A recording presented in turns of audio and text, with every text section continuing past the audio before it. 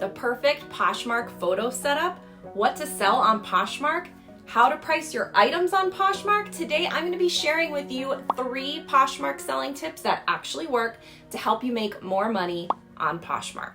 What's up, resellers? I'm Rebecca and I'm a 6-figure reseller on Poshmark and other platforms. And my channel is all about Poshmark selling tips. So if you want to know how to sell on Poshmark, make sure you subscribe. Okay, let's get started. Tip number 1, spend time making the perfect Poshmark photo setup for you and then stop messing with it. My reselling photography setup is done. It's perfect for me and for my space. I have a process for fast, easy workflow, and I get nice white background photos. I don't need to spend more time on this. I can work on other areas of my Poshmark business. When you're new and you're new at Poshmark selling, your photos and your setup are not going to be perfect. You won't have a good workflow system. It's important at that beginner stage to spend time on your photos, on your setup, on your system. By trial and error, you're gonna find the right lighting for yourself, the best place in your home to take the photos, and also how to set everything up to be the most efficient and what steps should be in your photography process. Take the time up front to improve, and once it's good, then you leave it alone and you don't ever have to improve it again. Some people will never improve and they're always going to be efficient, and others are constantly going to tweak and waste time and lose momentum. My tip is focus, figure it out, make it great, and then move on. If you want to get more in depth about Poshmark pictures, check out the playlist all about photos that's linked on the screen. Tip number 2, if you want to know what you should be selling on Poshmark and how to sell things on Poshmark fast, my tip is this: create a NOLO list and then create a BOLO criteria list. So what you don't pick up at the thrift store is really just as important as what you do pick up. And so when you want to make more money on Poshmark, don't waste your time with items that are going to clog up your store, that are too risky, too low return.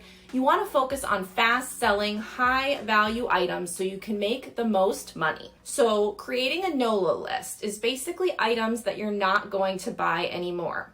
So for me, it's things like Old Navy, Forever 21, but it also includes Chico's and Talbot's. I'm going to be sharing a lot more about creating a NOLO list in a future video, so stay tuned for that. I find though, if you have a list, you're more likely to stick to it. So that's why I think it's important. You want to not be tempted at the thrift store. So having a NOLO list is one part of things.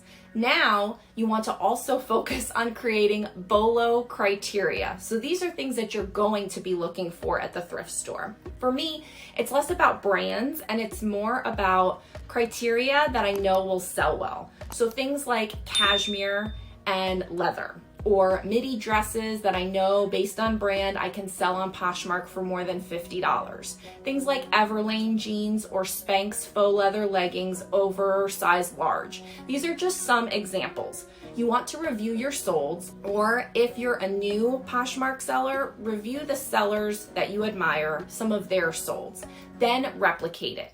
Now you know what you're looking for and what you must pass over so that you can make more money on Poshmark. If you want to go more in depth about the best brands to sell on Poshmark, check out the playlist, Brands to Sell on Poshmark, linked on the screen. Tip number 3, if you are struggling with how to price your Poshmark items, the tip is this: when pricing Poshmark listings, it doesn't matter what you paid for it. I'm sorry to tell you, it doesn't matter what you paid and how you price.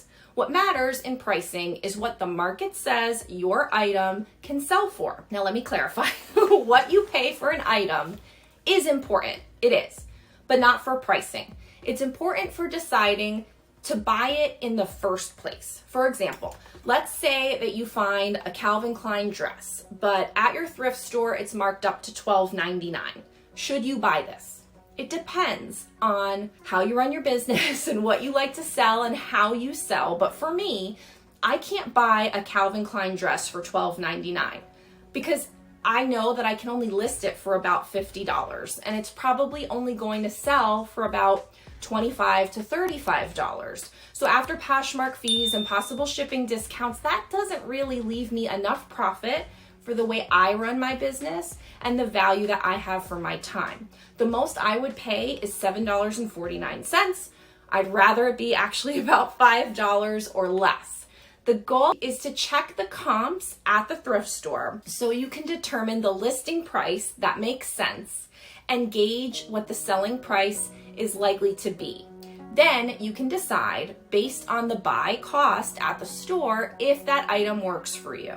So the bonus here is also that you've already checked all of this at the thrift store, so it will save you a lot of time when you go to list it because you can price faster now. You already know what the market will bear, and when you price faster, you can list faster, and that overall is a good thing.